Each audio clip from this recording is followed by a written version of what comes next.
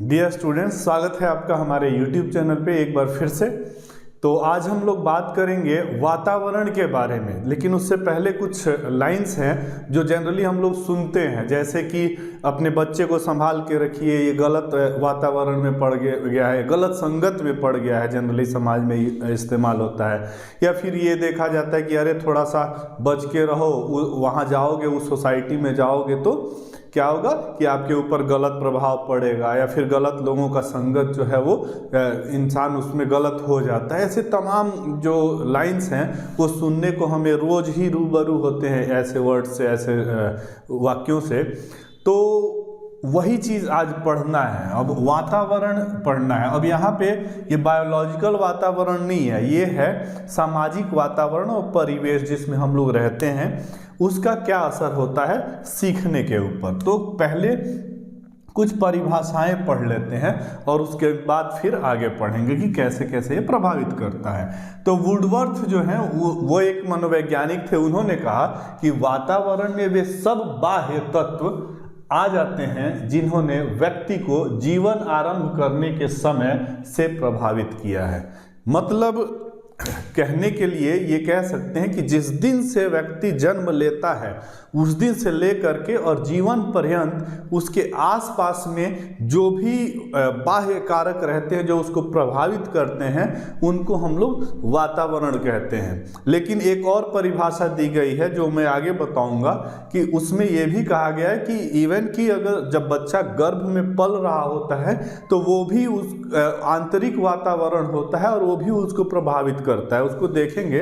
लेकिन अभी हम लोग बाह्य कारक को देख रहे हैं। फिर रॉस ने कहा, रॉस के अनुसार वातावरण वह बाहरी शक्ति है जो हमें प्रभावित करती है। ठीक है, यानी कि यहाँ भी बाह्य तत्व की बात हो रही है और यहाँ भी बाहरी शक्ति की बात हो रही है। यानी कि जो भी मनोवैज्ञानिक है परिभाषा दे रहे हैं उन्होंने हमेशा ही ये कहा कि बाह्य कारक, यानी कि जो व्यक्ति के अंदर ना होकर के और बाह्य जो है वो जो प्रभाव डालता है उसके बारे में। फिर जिस वर्ट ने कहा कि वातावरण वह हर वस्तु है जो किसी अन्य वस्तु को घेरे है और उस पर सीधे प्रभाव डालता है। ये कुछ बायोलॉजी में, जीव विज्ञान में जो हम वातावरण पढ़ते हैं ये उससे प्रेरित परिभाषा है कि कोई भी वस्तु है, जैसे हम हैं तो हमारे आसपास का जो एनवायरनमेंट है वो हमारे लिए एनवायरनमेंट या वातावरण है। फिर बोरिंग, लेगफील्ड और वेल्ड, ये तीन मनोवैज्ञानिकों ने मिलकर एक परिभाषा दिया कि जीन्स के अलावा प्रत्येक कारक वातावरण है। यानी कि जो जीन्स हम अपने पूर्वजों से लेकर के या माता पिता से लेकर के आगे बढ़ते हैं अपनी लाइफ में, ठीक है, उनसे जो गुण हमें प्राप्त होते हैं, उनके अलावा जो भी चीज़ें हैं वो सब कुछ वातावरण है। तो वातावरण के बारे में थोड़ा सा और एलेबोरेट करें तो ये समझिए कि जैसे मान लीजिए कोई बच्चा है, वो पैदा होता है या अनाथालय में कोई बच्चा है और वहाँ से उठा करके कोई सेलिब्रिटी उसको लेके चला जाता है या कोई संपन्न परिवार के लोग उसको ले करके जाते हैं, तो वहाँ पे क्या होता है, वहाँ पे ये देखा जाता है कि वो उस तरीके से उस वातावरण में पलता बढ़ता है और एक अभीष्ट सफलता जो होती है वो प्राप्त करता है, संपन्नता को प्राप्त करता है। तो कहीं ना कहीं उस व्यक्ति के जन्म से ज़्यादा जो प्रभाव है वो किस वातावरण में है उस पर देखने को मिलता है। एक और छोटी सी कहानी भी है कि जंगल में, जैसे हम जंगल बुक पढ़ते थे या मोगली एक सीरियल आता था, हम जब बचपन में हम लोग थोड़ा छोटे थे और तो है ना, तो वहाँ पे क्या ये देखा जाता था कि एक बच्चा है जो जानवरों के बीच में रहता है और वो जो जिस वातावरण में रहता है तो उनकी भाषा को वो बोलना जान जाता है, उनकी भाषा बोल लेता है, उनकी भाषा को समझ लेता है और सामान्य रूप से वो व्यक्तियों की भाषा नहीं समझ या बोल पाता है। तो कहीं ना कहीं वातावरण जो है वो उसको भाषा को भी प्रभावित करता है, उसकी समझ को प्रभावित करता है, वो किस तरीके से बिहेव करता है उसको भी प्रभावित करता है। तो अब देखते हैं कि इसका प्रभाव और कैसे विस्तृत रूप में देखने को मिलता है हमारी लाइफ में। तो अब वातावरण दो प्रकार के होते हैं। पहला वातावरण है आंतरिक वातावरण और दूसरा है बाह्य वातावरण। आंतरिक वातावरण से हमारा तात्पर्य है कि जब तक व्यक्ति का जन्म नहीं हुआ है उससे पहले वो जहाँ रहता है, तो वो गर्भ में रहता है, तो गर्भावस्था वाले जो काल की बात करें तो वहाँ वो चूँकि गर्भाशय में रहता है तो वो जो वातावरण उसको मिलता है वो होता है आंतरिक वातावरण, और इसका भी प्रभाव पड़ता है व्यक्ति के जीवन पर। जैसे एक एग्जाम्पल है, अभिमन्यु का एग्जाम्पल है जनरली, कि अभिमन्यु जब माँ के गर्भ में थे तो जो उन्होंने सुना देखा उसका जो है इस्तेमाल उन्होंने युद्ध के दौरान किया था, है ना।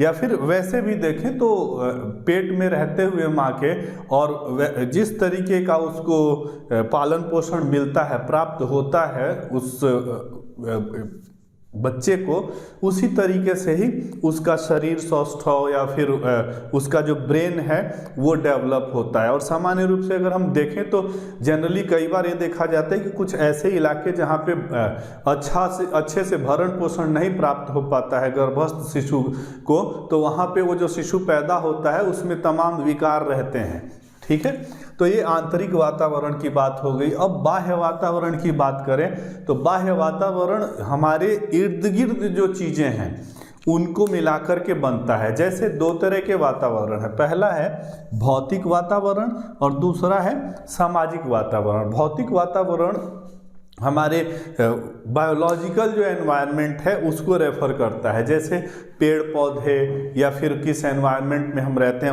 वहाँ गर्मी है, सर्दी है, किस तरीके का मौसम रहता है, ऐसी तमाम जो बातें हैं वो भौतिक वातावरण के अंदर आती हैं। और सामाजिक वातावरण वो हैं जिनसे हमारा मानसिक विकास, बौद्धिक विकास होता है या फिर जिनसे हमारे बिहेवियर पे असर पड़ता है। ऐसे वातावरण को हम लोग जनरली सामाजिक वातावरण के अंदर रखते हैं।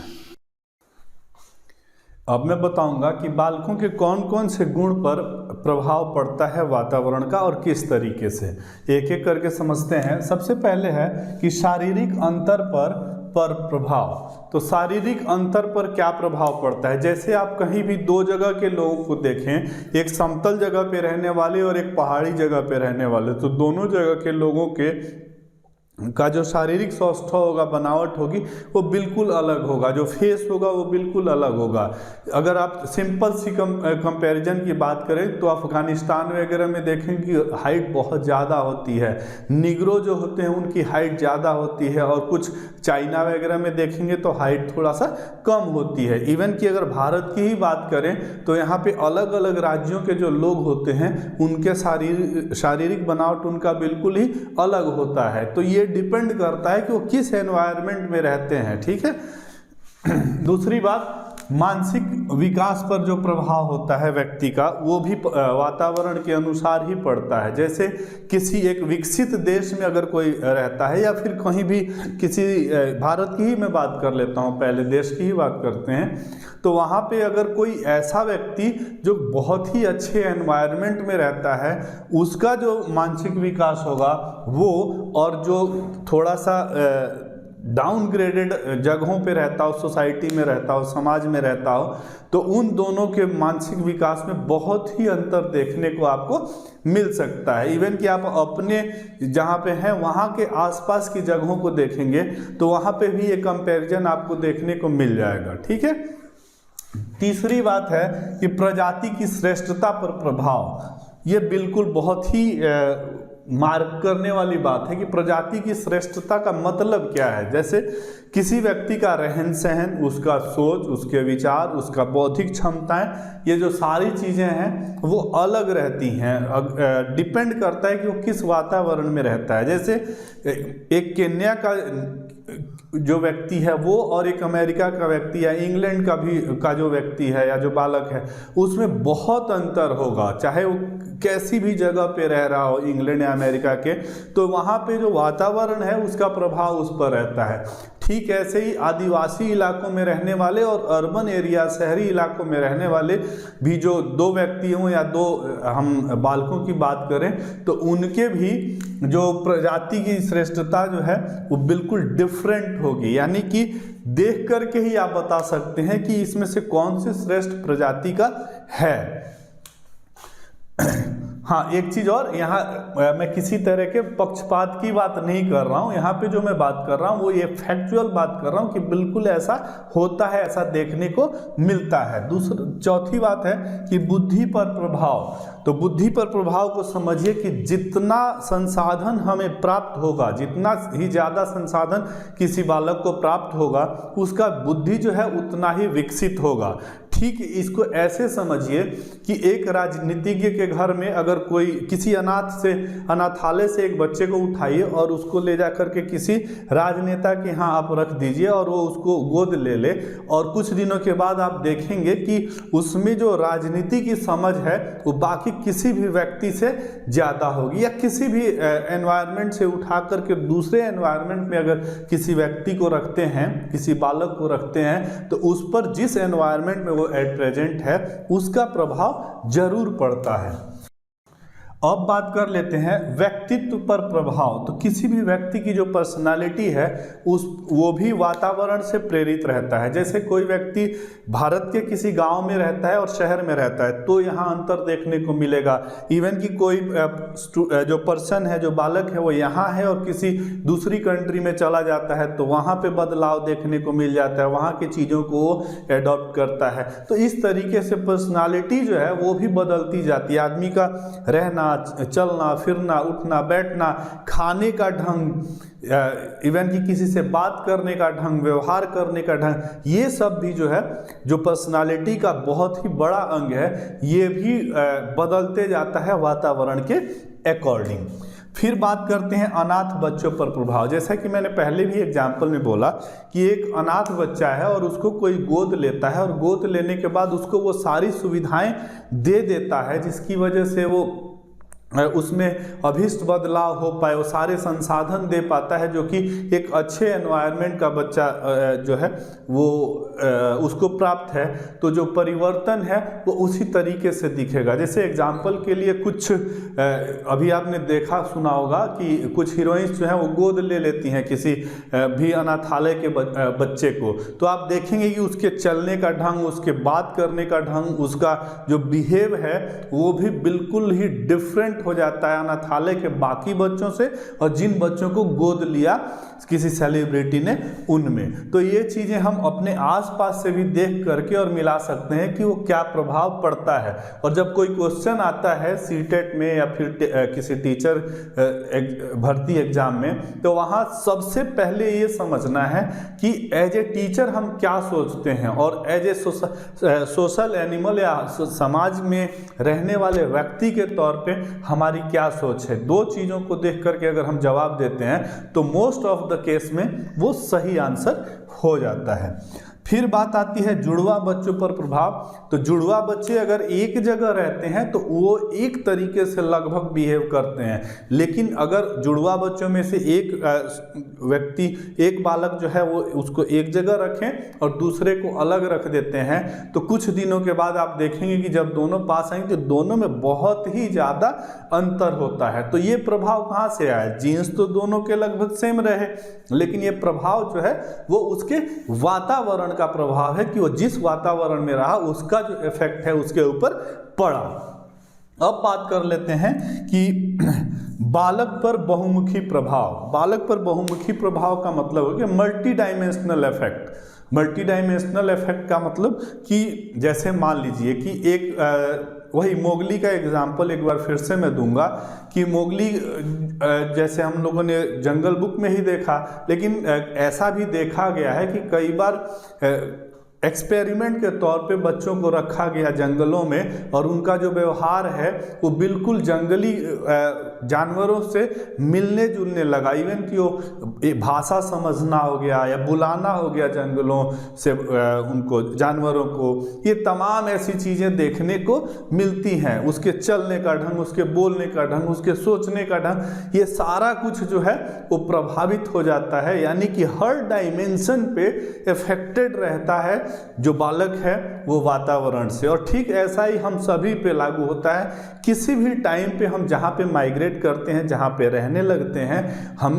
उसी वातावरण से प्रभावित हो जाते हैं। चाहे ये हमारा कोई कार्यस्थल हो, तो कोई विद्यालय जहाँ हम पढ़ा रहे हैं वो, या फिर हम अपने समाज में जहाँ पे रह रहे हैं वो। तो इस तरीके से हम लोग देख सकते हैं, काफ़ी चीज़ें कवर किया मैंने कि वातावरण का जो प्रभाव है ज़िंदगी के हर हिस्से पर पड़ता है। और एज ए स्टूडेंट अगर देखें तो वो भी किस एनवायरनमेंट से आता है ये समझना बहुत ज़रूरी है, और तभी हम उसको बेहतर शिक्षा दे पाएंगे। उम्मीद है कि ये वीडियो आपको पसंद आया होगा, और ये लर्निंग का प्रोसेस ऐसे ही जारी रहे। आपके सुझावों का हमेशा स्वागत रहेगा। मिलते हैं अगले वीडियो में। तब तक मैं ये चाहूँगा कि आप हमारा जो वीडियो है इसको लाइक कर दें, चैनल सब्सक्राइब कर लें, और बेल आइकन भी प्रेस कर लें अगर आपको सच में मेरा पढ़ाना ठीक लगता है। तो मिलते हैं अगले वीडियो में अगले टॉपिक के साथ। तब तक के लिए थैंक यू, धन्यवाद।